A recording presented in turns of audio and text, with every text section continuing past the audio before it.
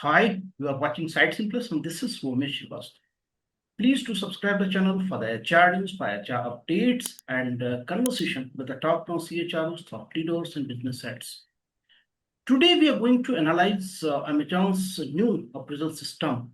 So recently the Amazon has introduced a 16 leadership principles in their appraisal system for the employee evaluation. We will try to analyze how it is going to be good appraisal system for the company, for the employees' performance. Joining us, a renowned business leader, Mr. Rajesh Tripathi. He is the Chief Executive Officer at Prajo Canbox Technologies. Rajeshji, welcome to Site Simplest. Thank you, Rameshji, for inviting me to this platform and to share my views on this topic. Rajeshji, recently news is there on internet, and according to this news, Amazon has introduced 16 leadership principles. And out of these 16 leadership principles, three are very crucial because they are going to, make the decisions based on these three leadership principles for employee promotion, for their salary hike, and their performance improvement plans. And these three leadership principles are like customer obsession, frugality, and inventiveness. So, overall, how do you see this step by the Amazon to introduce these 16 principles and to focus on three for the salary hike and promotion and performance improvement plans? Rameshji, before I come to this question, let me share something about performance management system. Why do companies have this system in place in their the first thing is that performance management system is the process whereby you try to identify good people and to motivate them by giving them more money or maybe promotions and whatnot, right? So this is of course the objective of the performance management system by and large. To my view, performance management system should be simple and very objective. And when you say simple, it means it should be understood by each and every employee of a company, because people have different backgrounds when they join organizations, and I'm assumingly that certain percent of the people are not from management background, so it should be very simple and straight. But at the same time, it should be able to give results what organizations are looking for. Now, keeping this in view, the performance management system has really gained a lot of importance in HR fraternity and, of course, in organizations. But whatever said and done, is still this process of the system has not gained that popularity or acceptance by and large among the employees of any organization. That is the reality. One aspect is that despite all the efforts by organizations and, of course, HR people, writing KRAs or setting KRAs is really one of the biggest challenges which we all face.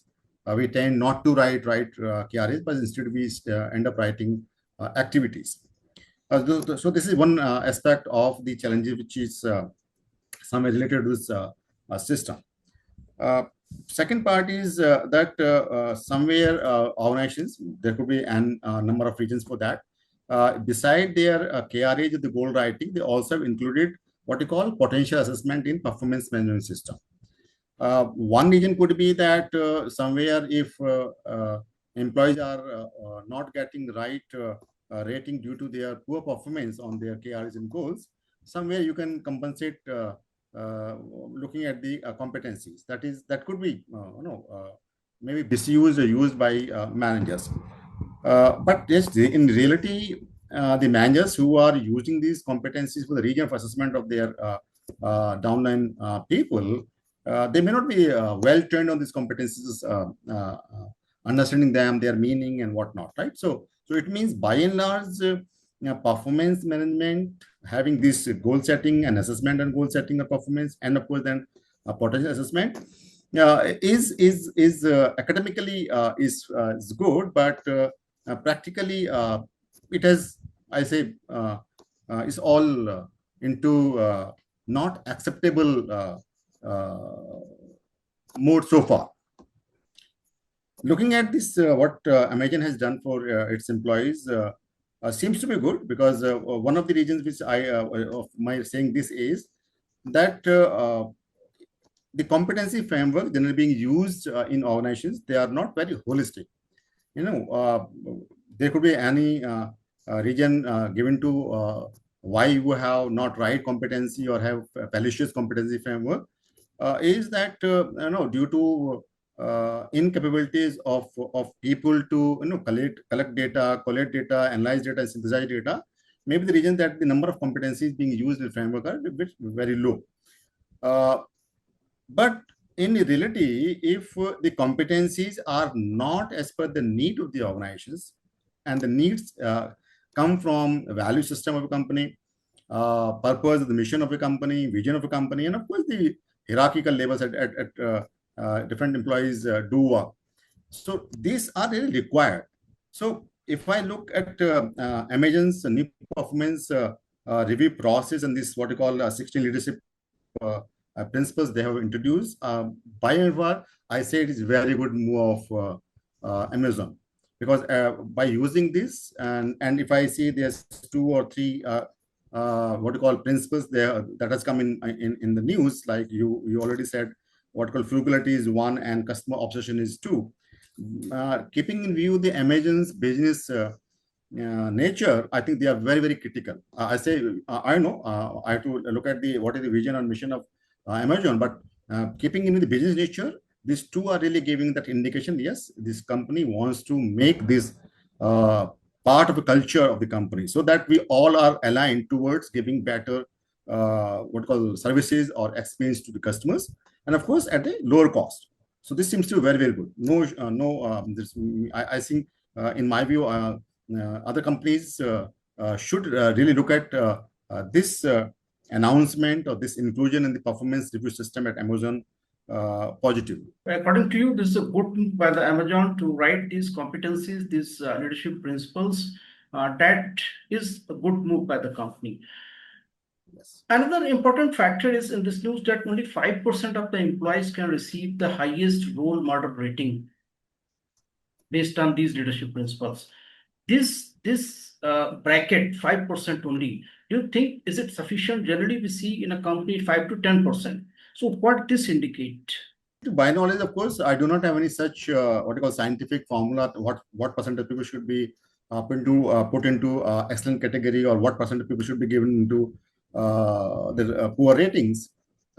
If I refer to the Gaussian law or the normal distribution curve that comes from that law, it is being said as per the law that both ends should be equal in terms of the percentage or the numbers, what do you call it, right? So that could be one of the regions. Second could be the region that identifying 5% people at the excellent end of the what you call bell curve.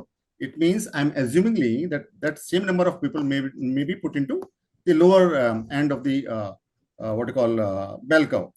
So because this is all we know in HR, that whatever money you save not by paying to what you call poor performers, you save money there, and that money goes to the people who are being identified as good performer, excellent performer. So that could be one of the reasons, because the moment you increase the number of people, maybe 5 to 10% or 50%, generally we do. The reason of doing this is that the managers are really reluctant in identifying what you call a lower number of good people, because identification and then dealing with these employees is really challenging, because you get into conflicts with the what you call juniors or the subordinates. So to avoid that number, generally companies do keep 10%, 20, 15%, 20%, 25%, up to 25%, 30% as excellent rating category. But yes, on that aspect, my experience is that, of course, you have kitty to distribute as what you call annual increment every year.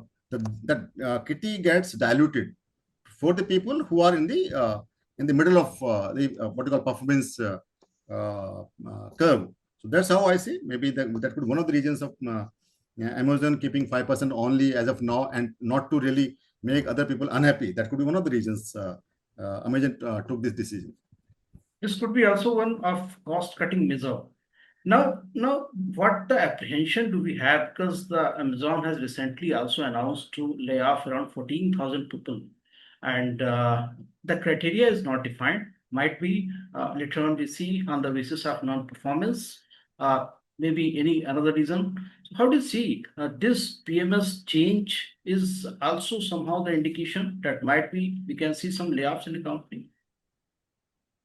Rameshji, see, on personal front, as a human being, an employee of any company, we all look for that we should not be put into any category, and we keep getting better and better or higher salary. That's of course the expectation of every employee in any organization, right? But if you look at the organizational challenges, no, they have to generate revenue, they have to generate profit for themselves, and so that they keep this business sustainable for that, right? Now, how to do it? If there's any way that we can reduce the probability of what you call not making money, I think that is the best way to for any organization for that matter, right? So I think Amazon might be doing the same thing, and I think using any methodology, most of the organizations do the same thing. You may be using performance management system, you may not be using performance management system. That could be the another reason, but yes, organizations have no choice but to look at how to keep improving their performance so that they are really viable and sustainable long time.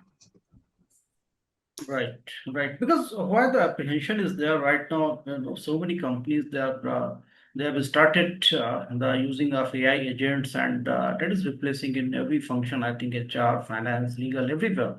So might be. Anyways, we cannot be sure for this, but just apprehension because it has been announced by the company itself that they're going to lay off around 14,000 employees. Anything Right. else, Rajesh would like to comment here? I think we have discussed I think about the subject. I can only say this is a really very challenging task for organizations, how to balance between the need of the organizations and the need of employees, right? The moment you use any methodologies to identify people who are not really contributing well to the organization's success, and then of course take corrective actions, is not being seen good by people, right? So this is only challenging because any system which you use could be predatory, it could be opaque, it could be if I look back, people have stopped using the word bell curve or kind of non-distribution curve for the reason that somewhere the people feel it is negative for the for employees. But to my knowledge, it is very difficult that if we are not having the process to identify people who are not contributing well by any process, organizations cannot survive, right? So this is for the organizations. Now, organizations has to really balance it out, that it should not be so demotivating for employees that there's a huge what you call attrition problem for organizations. At the same time, organizations also feel should take care of that there should not be a liability of poor performance on that. So otherwise they will fail as an organization, right? So how to balance this? I think that is the responsibility of the CEO of a business or the management of a business. And that's how I think CEOs do take care of these two needs and balance it out. It seems to me that the same thing is being done by the CEO of Amazon.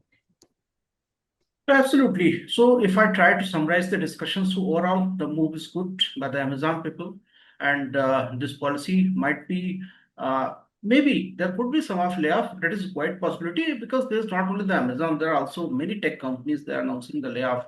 That may be Microsoft, Intel, Google. So many companies are so not just because of the PMS, but yeah, that could be as well the reason. Thank you so much, Rajeshji, for joining us and sharing your wonderful thoughts. Thank you so much. Thank you, Romeshji, for having me with you today for this event. Thank you very much.